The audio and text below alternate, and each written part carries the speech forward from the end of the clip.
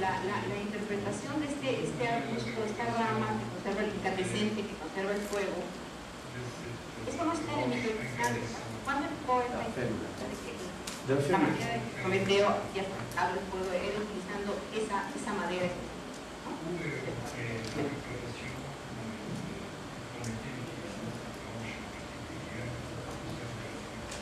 Alors, la réponse, oui, se trouve dans le dictionnaire de Pierre Grimal, qui a donné l'ensemble des textes, des références aux textes fondateurs du mythe, donc dans son dictionnaire de la mythologie grecque et romaine.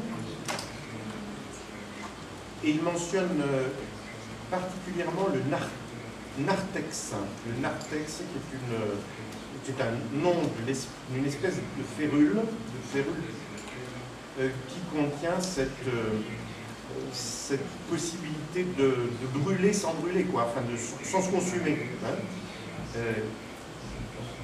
Et donc on a des témoignages antiques hein, sur ce texte qui ne sont pas toujours très bien soulignés dans toutes les études sur le mythe de Prométhée, mais qui figurent déjà dans les sources antiques. On a bien donc ici le problème du transport du feu, hein, qui est aussi fondamental que le problème de simplement le voler.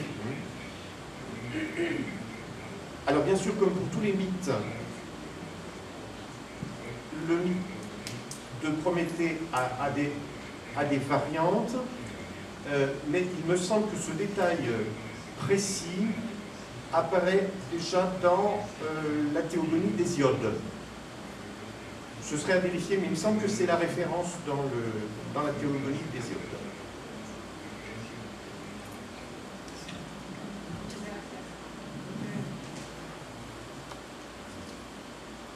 La otra pregunta es sobre esto que vimos, de ritos, todo el rito contemporáneo está realmente muy mezclado, muy distorsionado ya con elementos rítmicos, sociales. A mí me preocupa saber que existiría un método para aislar todo este conocimiento externo, rito original, valores simbólicos originales del cuerpo, de aislarlos, diferenciarlos de por legislaciones sociales, políticos y económicos añadidos en el tiempo.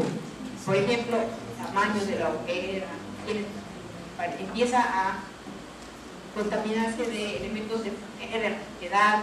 El señor más rico va a poner el árbol más alto, el tronco más alto.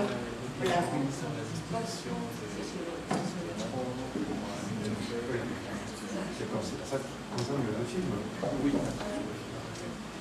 Alors, la question est évidemment de savoir si il est possible de constituer, s'il est possible d'isoler les éléments d'une tradition, ou si il faut toujours les considérer en contexte et globalement. Je pense que sur ce point, seul le comparatisme peut apporter des réponses. Et je dirais une approche plutôt de type structural en ce qui concerne l'étude des motifs.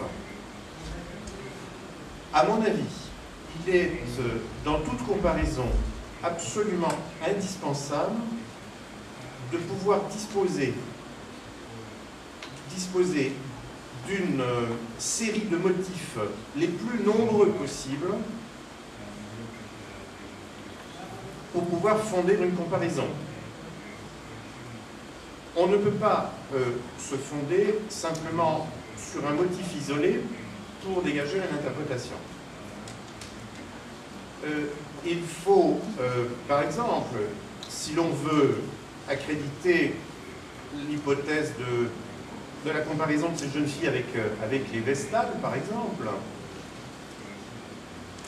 il faut pousser le rapprochement le plus loin possible. Examiner donc le motif de ces jeunes filles avec différents paramètres qui les définissent, par exemple leur nombre, leur manière de se vêtir, les dates auxquelles ces rituels sont associés, etc. Et plus on a d'éléments communs, plus on est en mesure de pouvoir conclure à la persistance d'une sorte de noyau dur du mythe, si on veut. Donc, plus les motifs communs sont nombreux, même s'ils sont dans le désordre, plus la tradition en question a des chances de reposer sur des soubassements mythiques. Voilà quelle serait ma réponse. Alors évidemment, on ne peut jamais exclure que des phénomènes d'adaptation à des contextes différents aient pu se produire, mais ça ne veut pas forcément dire que la structure du mythe est pour autant altérée. Donc en résumé, je pense que s'il y a une méthode à suivre dans le comparatisme, c'est d'essayer de percevoir dans des récurrences différentes des motifs associés les plus étroitement imbriqués les uns dans les autres. Voilà. Una última, bueno, muchas gracias, pero una última cosa. ¿Podría nada más aclararnos la diferencia entre motivo y tópico?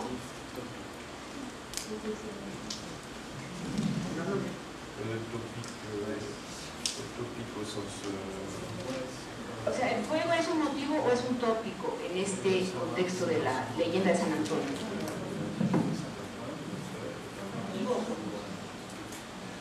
Oui. Alors bon, peut-être que ça fait référence à un terme d'espagnol que je ne connais pas, topique. Oui.